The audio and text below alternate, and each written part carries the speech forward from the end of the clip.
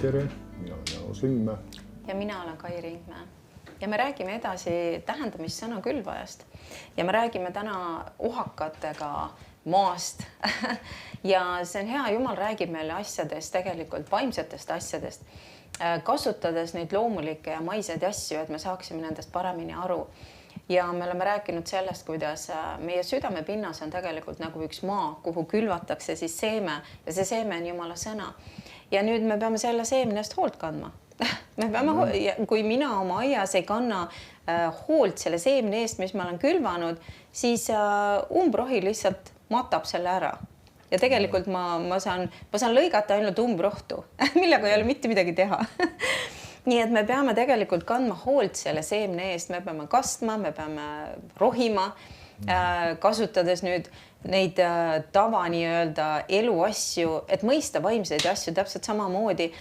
Jumala sõna on küll see seeme, mis külvatakse meie südamesse, aga Piibel räägib ka sellest, et meie südamesse tahetakse külvata ka igasugust umbrohtu. Igasuguseid valesid seemned, millest me ei taha tegelikult lõikust saada. Nii et me peame aru saama, mis on Jumala käest, mis ei ole Jumala käest, mis asja ma pean minema heitma või välja nokkima nii-öelda oma elus tegelikult piltlikult öeldes ja mida ma tahan, et võiks juurduda minu südames ja kasvada üheks vägevaks puuks ja kanda vilja. Et ma saaksin seda nautida nii-öelda, sest et meie elu, me saame nautida elus asju, kui me laseme Jumala asjadel juurduda oma südames. Nii et me peame hoolt kandma nende seemnete eest, mis meie südamesse pannakse Jumala poolt. Ma loen selle tähendamissõna uuesti jälle. Ma usun, et sõna on hea lugeda. Ja. Markuse 4.1 ütleb siis niimoodi. Ja ta hakkas jälle õpetama mere ääres. Ma tegin kohe siia pausi. Siin on üks huvitav fraas, siin on öeldud, hakkas jälle õpetama. Me näeme seda, et õpetus oli midagi sellist, mida Jeesus tegi väga-väga sageli. Ja me näeme seda Jeesuse kohta öeldakse väga sageli, et ta õpetas. Nüüd me peaksime ka õpetust oluliseks pidama. Vahetevahel mõned kogudused isegi ütlevad, et peavad need kooslekud nii pikad olema. Piisab küll sellest 15 minutilisest jutlusest. Ei piisa. Me näeme seda, et sageli Jumala sõna õpetakse tundide ja tundides viisi ja meil peab olema see tahtmine ja valmis olek kuulata Jumala sõna ja jälle kuulata Jumala sõna, nagu siin ta hakkas jälle õpetama. Ja üsna palju rahvast kogunes ta juurde, nõnda ta pidi minema paati ja istuma merel. Kõik rahvast oli maal mererannas ja ta õpetas neid palju tähendamissõnadega. Ja oma õpetuses ta ütles neile, kuulge, vaata, külvaja läks välja külvama. Ja sündis, kui ta külvas, et muist kukkus tee äärde ja linnud tulid ja sõid selle. Ja muist kukkus kaljusele maale ja tal ei olnud palju mulda ja see tärkas varsti ja tal ei olnud sügavat maad. Aga päike tõusis, kõrbes see ja ta ei olnud juurt kuivasta ära. Muist kukkus ohakate sekka ja ohakad tõusid ning lämmatsid selle ja ta ei andnud vilja. Ja muist kukkus heale maale ja kui see tärkas, kasvas, andis see vilja, mõni kandis 30 seemet ja mõni 60 ja mõni 100. Ja ta ütles, kel kõrvad on kuulda, see kuulgu. Ja nüüd me näeme, et siin siis Jeesuse käest küsivad jüngrid ka 10. salmis. Aga kui ta üksi oli, küsisid temalt need, kes ühes nende 12 olid tema ümber, nende tähendamissõnade mõtet ja ta ütles neile, teile on antud mõista Jumala riigi saladusi, aga neile, kes on väljas, sünnib see kõik tähendamissõnade läbi. Et nad näeksid ega taipaks ja kuuleksid ega mõistaks, et nad ei pöörduks ja neile ei antaks andeks. Ja ta ütles neile, te ei taipa seda tähendamissõna. Kuidas te siis tahate mõista kõiki teisi tähendamissõnu? Külvaja külvab sõna. Need on teeäärsed, kuhu sõna külvatakse. Ja kui nad on kuulnud, tuleb kohe saatan, võtab sõna ära, mis nendesse oli külvatud. See on siis see kõva maa tegelikult. Ja nende samuti, mis külvati kaljusele maale, on need, kes kui nad sõna kuulevad, seda kohe rõõmuga vastu võtavad, aga neil ei ole juurt enestes. Vaid nad kestavad ainult üürikese aja pärast, kui tõuseb viletsus või tagakiusamine sõna pärast, nad taganevad varsti. Ja teised on ohakate sekka külvatud. Need on, kes sõna kuulevad aga selle maailma mured ja rikkuse petlikkus ja muude asjade himud saavad võimule ja lämmatavad sõna ära ja see jääb viljatuks. Ja kes on heale maale külvatud, on need, kes sõna kuulevad ja vastu võtavad ja kannavad vilja mõni 30-kordselt, mõni 60-kordselt ja mõni 100-kordselt. Nüüd me hakkamegi vaatama siis nüüd konkreetselt siis seda ohakate sekka või ohakatega maad siis. Ja. Nii et see on niisugune maa, mis on päris huvitav ja siin on vaja mitmeid olulisi elemente vaja oodata tegelikult selle asja juures. Ja. Ma arvan, miks ta ütleb ka just ohakate sekka külvatud. Me teame seda, kõik me oleme ohakaid näinud, et nad on üsna kõrged taimed tegelikult. Ja üks asi, mida mina olen ka avastanud isegi olles, ütleme, aiapidaja, väike aiapidaja, et kahjuks umbrohi on midagi, mis kasvab üldiselt tavaliselt palju kiiremini kui see taim, mida ma tahan, et kasvaks. Umbrohi on see, mis alati tuleb esimesena, mis kasvab palju kiiremini, teda on palju rohkem. Ja nüüd ja kui me nüüd loeme Luuka evangeeliumis siis 8. peatükis ja salm 14 ütleb, et mis ohakate sekka kukkus, need on need, kes kuulevad ja lähevad ära ja lämbuvad muredest ja rikkusest ja elulõbudest ega kanna valmis vilja. Mis see tähendab? Vili ei saa küpseks. Nüüd see kukub ohakate sekka, see tähendabki seda, et need mured ja see rikkus ja elulõbud, millega ta seda võrdleb? Ta võrdleb see, et kui need asjad saavad nii-öelda suuremaks ja kõrgemaks inimese elus, kui on Jumala sõna. Nad on tähtsama kohal kuidagi. See, et inimene on nii harjunud muretsema kogu aeg näiteks. Või on see, et ta on tõmmatud kogu aeg rikkuse petlikkusest, ta kogu aeg jookseb ringi, ajab raha taga. Et kust ma saaks rohkem ja kust ma saaks võib-olla võtan veel töökoha ja tema aeg ja jõud ja kõik läheb selle jaoks, et teenida raha. Nüüd need asjad saavad kõrgemaks ja suuremaks, kui on Jumala sõna tema elus tegelikult. Ja mida see ohakas teeb, kui seal on need suured ohakad ja nende vahel on need mingid pisikesed taimekesed, eks ole, millest ma nüüd tegelikult tahaks vilja saada. Aga nad on seal ohakate all. Esiteks see ohakas võtab ära kõik päikese nendelt. Nad ei näe päikest, mida nad vajavad tegelikult, et kasvada. Siis, kui tuleb isegi vihma, eks ole, või on seal need mingisugused toitained, siis tegelikult, kuna see ohakas on palju suurem nüüd, siis see võtab kõik selle ära sealt.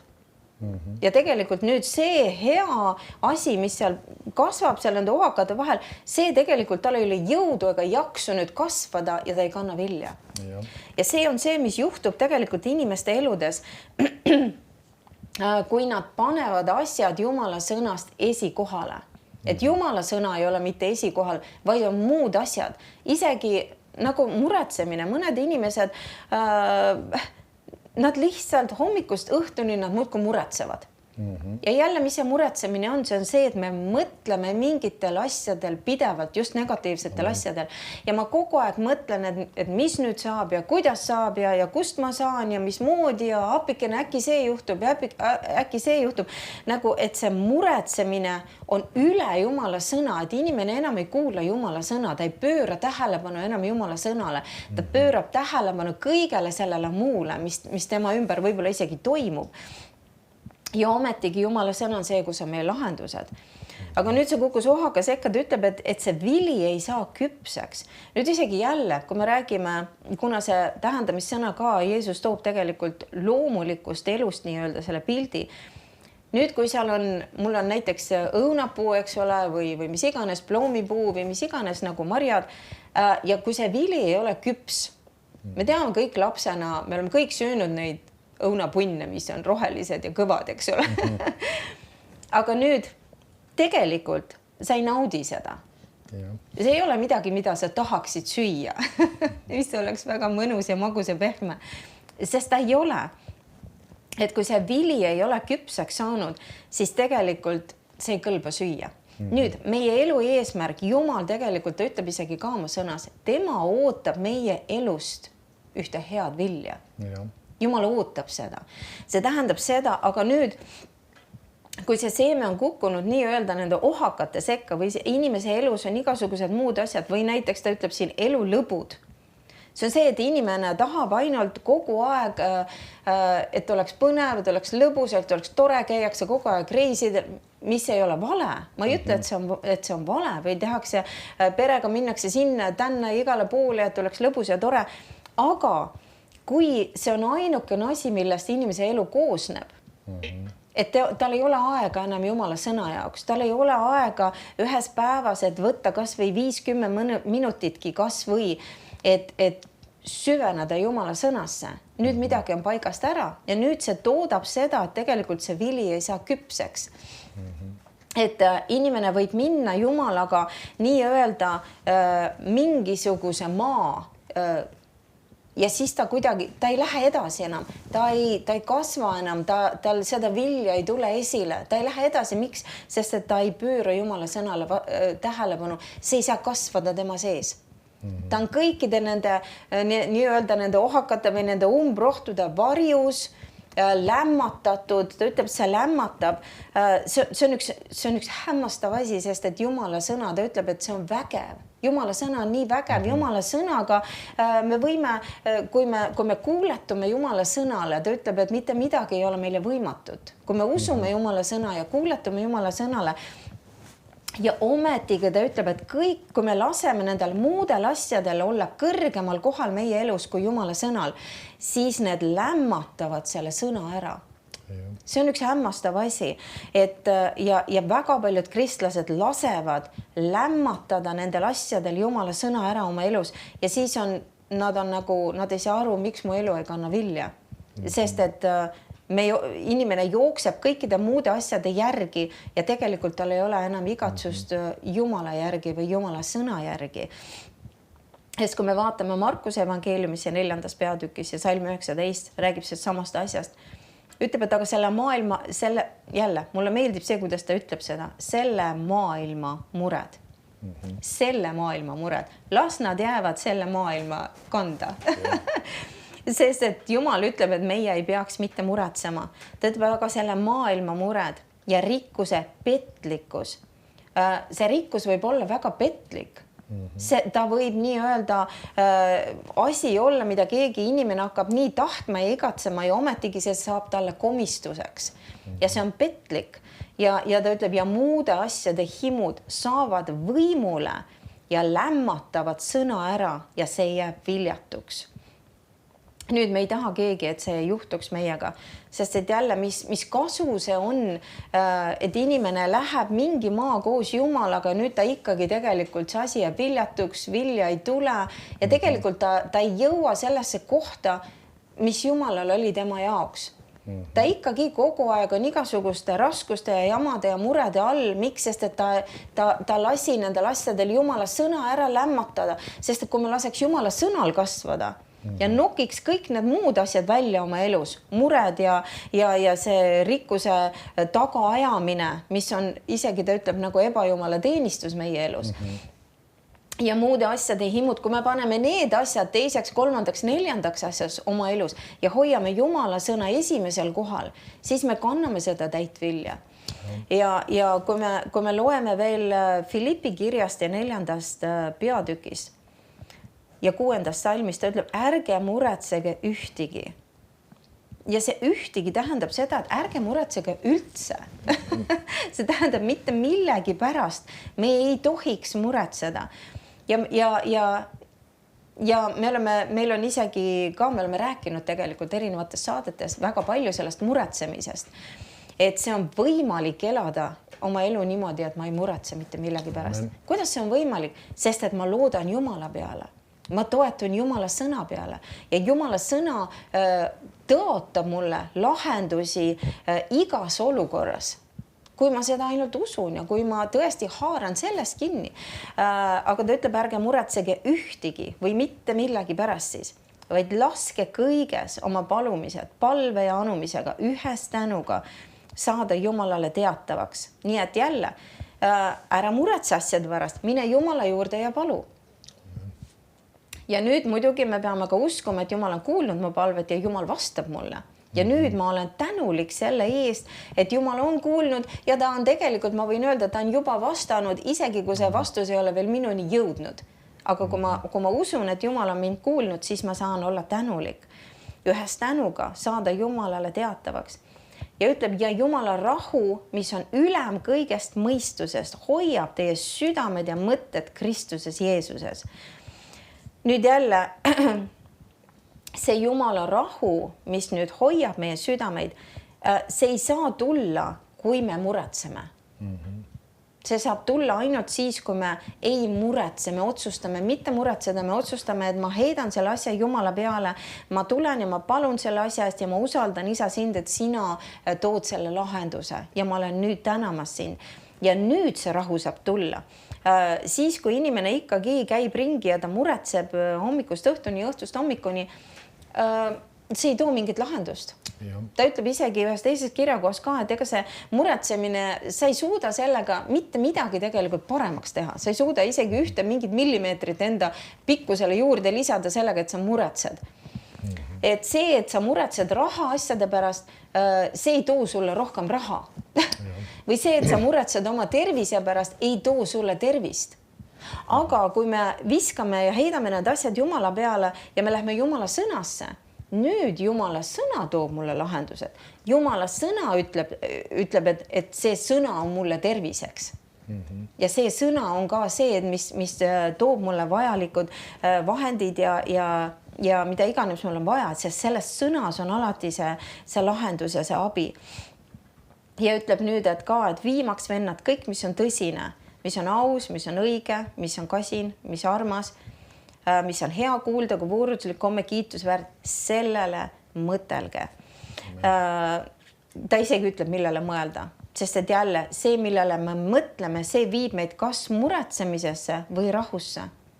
Sest kui me mõtleme Jumala sõna peale, see toodab meis rahu. Kui me mõtleme nende asjade peale, millel ma ei näe lahendust, nüüd tegelikult see toodab rohkem ja rohkem muret ja ärevust ja mida iganes veel. Ja isegi tegelikult hakkab meie ihu mõjutama, nii et see, millele me mõtleme ja me oleme rääkinud sellest väga palju, on väga oluline. Aga laiendatud tõlge ka selles ütleb, et ärge muretsege, tundke mingit ärevust millegi pärast, vaid igas olukorras ja kõiges tehke palve ja anumise kaudu siis koos tänuga oma soovid Jumalale teatavaks. Nii et mitte millegi pärast ära muretse, mitte millegi pärast ära tunne ärevust. Amen, vaid usaldame Jumalat ja heidame kõik tema peale. Amen. Nüüd järgmine asi, mis ta toob välja, kui ta räägib nendest tuhakatest. Esimene asi neist oli muretsemine. Ja teine asi tegelikult ta räägib rikkuse petlikust. Nüüd see on üks oluline asi, me peame mõistma seda üldse raha teemat ja ka rikkuse teemat tegelikult piiblis just väga õieti, sest vaata vahel inimesed näevad, et rikkuse petlikkus, et rikkus võib probleeme tekitada. Tegelikult rikkus ei ole see, mis probleeme tekitab, vaid tekitavad teatud hoiakud, mis on selle ümber. Ja ma loen tegelikult 1. Timotuse 6:10 ütleb niimoodi, sest raha ahnus, või mõned tõlked ütlevad ka, sest raha armastus on kõigi kurjade asjade juur. Raha ihaldades on mitmed ära eksinud usust ja iseendile valmistanud palju torkavat valu. Või laindatud tõlge tõlgib selle siis niimoodi, sest raha armastus on kõigi kurjade asjade juur. Just selle iha tõttu on mõned eksinud ja usust lahkunud ning endid läbi torganud paljude ägedate meeleliste valudega. Me näeme, et ta toob jälle just raha armastus on kõigi kurjade asjade juur. Või nagu meil siis vanem tõlge kasutab ka raha ahnus. Nüüd inimesed on, ka isegi kristlased, loevad sageli seda kirja kohta valesti. Ja nad ütlevad, sest raha on kõigi kurjade asjade juur. Ja nad arvavad, et nad tsiteerisid just õieti, aga tegelikult see on väga suur vahe. Inimene ei pruugi isegi raha eriti palju omada, aga tal võib olla samal ajal raha armastus. Nii et me näeme, et tegelikult raha armastus ei ole niivõrd raha omamine, vaid see on just üks hoiak, mis on selle asja ümber. Ja see on see midagi, mille suhtes ta ka hoiatab ja see ongi nüüd seesama see rikkuse petlikkus. Seesama, et inimene arvab, mis tähendab rikkuse petlikkus. See, et rikkus jätab sulle tunde, et sa oled väga tubli ja saad hakkama ja sa oled võidukas ja sa oled edukas ja mis iganes, sellepärast, et sa omad midagi. Ei, aga tegelikult meie kindlus on hoopis Jumalast. Amen. Jumal on see, kes täidab kõik meie vajadused ja tema on see, kes on meie tugevus. Ja see on üks asi, mis me peame väga hoolega jälgima tegelikult. Ja teine asi, mis ta ütleb ka siin, et see on kõigi kurjade asjade juur. See on väga huvitavalt sõnastud. Et kui me järelikult näeme midagi kurja, midagi halba ja negatiivset kuskil, siis siin on väga suur võimalus, et selle taga on tegelikult raha armastus. Ja see on ka asi, mis me peaksime enda puhul isegi, nagu öeldakse, jälgima. Et kui meie elus on ka midagi negatiivset ja väga kurja üles tõusmas just ja me oleme andnud millegile maad, siis see juurikas tuleb juurikast kinni haarata ja tegeleda tegelikult sageli just raha armastusega. Et see võib isegi olla täiesti teistes teemades, kus isegi see ei ole, nagu tundub, et just kui otseselt nagu seotud, aga ta on tegelikult väga otseselt sellega seotud. Ja siis see raha armastus on midagi sellist. Ja me näeme, piiblis on palju inimesi, kes teenisid Jumalat, läbi vana lepingu, kes olid tegelikult väga rikkad. Nad olid väga jõukad, aga me näeme nendel õiged hoiakud rahaasjades. Me saame aru, oli ka inimesi, kes tegid vigu, sest meil piiblis on nii positiivsed kui negatiivsed asjad näha. Aga iva on selles, et just inimesed, kes käisid õigete hoiakutega, nad omasid ka raha, aga nad ei lasknud raha armastusel olla oma südames. Ja see raha ei saanud neid ka, meil siis Luuka evangeeliumi variant just räägib ka, et see rikkus lämmatas. Me näeme seda, et tegelikult see rikkus oli saanud just sellesse kohta, et see oli saanud jällegi sükse väga olulise koha. Ja tegelikult see viitabki millele raha armastusele. See, et nad peavad väga oluliseks seda, et omada seda, nad peavad väga tähtsaks seda, et nagu see on midagi sellist, mis on nende jaoks oluline, raha kui selline on oluline ja see oli tõusnud niivõrd kõrgele tohale ja see hakkas lämmatama, mida? Jumala sõna. Nii et see on vägagi oluline teema. Ja lahendus ei ole see, et peaks rahast lahti saama, vaid lahendus on see, et tuleb hoopis oma südame hoiakud õigesse kohta. Just see on väga oluline asi, mis sa just tõid välja, et inimene just, et kui ta näeb selliseid asju, siis ongi see, et mitte, et tõesti, et ma ei tea, ma pean kõik maha müüma ja lõpetan ära selle mingi äri. Ei, säti oma südame asjad korda. Ja kõik on hästi, pane Jumal esikohale jälle, sest et jälle, nagu sa ütlesid ka, et Jumalal ei ole midagi selle vastu, et meil on piisavalt raha ja meil peab olema, sest et kuidas me saame teha head, kui meil ei ole lisafinantse üle selle, mida me ise vajame. Et Jumal tahab seda, et meil see oleks, aga Jumal peab olema alati number 1 esikohal. Ja siis me oleme nii-öelda turvalises kohas, et me peame kogu aeg pidevalt tegema oma elus inventuuri ja vaatama, kas Jumal on esikohal, kas Jumala sõna on minu jaoks see kõige olulisem asi, mis on minu elu standardiks. Nüüd vaatame veel ühte asja siis, mis nii-öelda võib Jumala sõna ära lämmatada, mis on täiesti hämmastav asi, aga nii see on. Ja see on muude asjade himud või ta ütleb teises ka evangeeliumis elu lõbud. Ja ma loen esimese Peetruse kirjast ja teisest peatükist ja salmist 11 ütleb nii: armsad, ma manitsen teid kui võõraid ja majalisi. Mis see võõras ja majaline on? See on see, et Piibel ütleb seda, et meie kodakondsus on taevas. Me oleme taevariigi kodanikud. Ja siin maa peal tegelikult me oleme võõrad ja majalised. Me oleme nii-öelda mingiks ajaks siin, et teha Jumala tahet, aga see ei ole meie päris kodu nii-öelda. Kui võõrad ja majalisi, siis hoiduda lihalikest himudest, mis sõdivad hinge vastu ja elada vooruslikku elu paganate keskel. Et nad selles, mille pärast nad teist kui kurja tegijaist paha räägivad, teie häid tegusi nähes annaksid Jumalale austust katsumispäeval. Nüüd siin on päris palju asju ka. Esiteks ta ütles, et me peaksime hoiduma lihalikest himudest, mis siis sõdivad meie hinge vastu ja elada vooruslikku elu. Mis see vooruslik elu? See on puhas elu. See on elu mis on Jumala sõnaga kooskõlas. Jälle, Jumala sõna peab olema meie elu alus, absoluutne alus.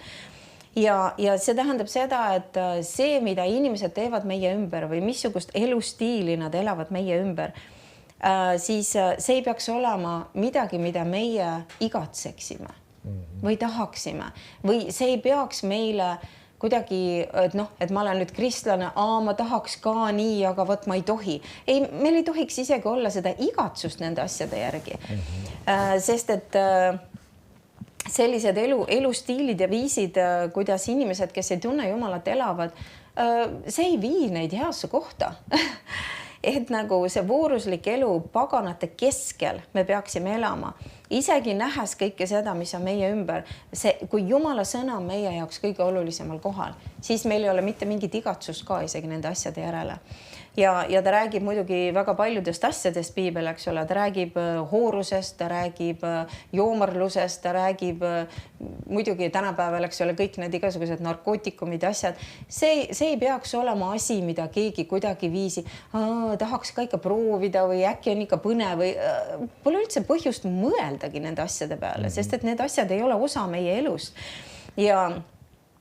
Ja või see, et kristlastel, eks ole, kui on noored inimesed ja et nende jaoks kuidagi on see normaalne, et elada kellegiga lihtsalt koos või omada seksuaalsuhteid väljaspool abielu. See ei tohiks üldse olla mingi mõttegi.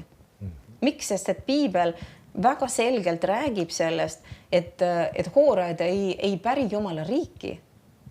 See, kes elab sellist elustiili, nad ei päri isegi Jumala riiki. See on nii tõsine küsimus tegelikult. Nii et me ei tohi mängida nende asjadega. Me peaks elama vooruslikku elu paganate keskel. Las teised elavad nagu nad elavad, nemad elavad oma arusaama järgi. Meie peaksime elama Jumala sõna järgi. Nii nagu Jumala sõna meile ütleb. Ja ma loen ka Jakobuse kirjast esimesest peatükist ja salmist 13 ütleb: ärgu ükski kiusatuses olles öelgu, mind kiusab Jumal, sest Jumalat ei kiusata kurjaga ja tema ise ei kiusa kedagi, aga igat üht kiusatakse, kui tema enese himu teda veab ning ahvatleb. Pärast, kui himu on rasestunud. Nüüd jälle, mis see tähendab, himu on rasestunud? See tähendab, ta ütleb seda esiteks, et inimese himu hakkab teda vedama ja ahvatlema, et midagi teha. Nüüd, kui me saame aru, et see asi ei ole Jumala sõnaga nii-öelda kooskõlas, me peaks kohe selle mõttegi ära heitma oma peast. Me ei tohiks üldse lasta sellistel mõtetelgi olla. Nüüd, kui me laseme nendel asjadel keerelda oma mõtetes, siis need asjad hakkavad kasvama. See himu ja see tahe nüüd teha midagi, mis tegelikult millele Jumal alla kirjuta, see läheb suuremaks ja suuremaks. Ja kui me ikkagi ei pane sellele stoppi, siis ta ütleb, siis see toob lõpuks patu ilmale. Nüüd inimene läheb ja ta teeb seda, mille kallal ta on nii-öelda teinud mõttetööd ja keerelnud ja ta on mõelnud ja arvanud, et see on nii kuidagi hea ja tore asi teha. Ja nüüd lõpuks see sünnitab patu ja kui patt on täiesti tehtud, sünnitab ta surma. Nii et me näeme seda, et tegelikult selle asja lõpp on surm. Ja see on väga tõsine asi. Kristlased, ja ta ütleb jälle, see asi lämmatab Jumala sõna ära. Ja et kui me laseme nendel himudel ja tahtmistel ja elu lõbudel saada võimule, jälle selles mõttes, et nemad tõusevad meie jaoks kõrgemale kohale, kui meie jaoks on Jumala sõna. Nüüd me oleme pannud ennast väga ohtlikusse kohta. Miks? Sest et kui me anname järele nendele himudele ja liha tahtmistele ja isegi elu lõbudele ja mis iganes asju ta siin nimetab, siis tegelikult me lõpuks astume nende asjade sisse, me hakkame neid praktiseerima ja see võib toota meie elus lõpuks surma.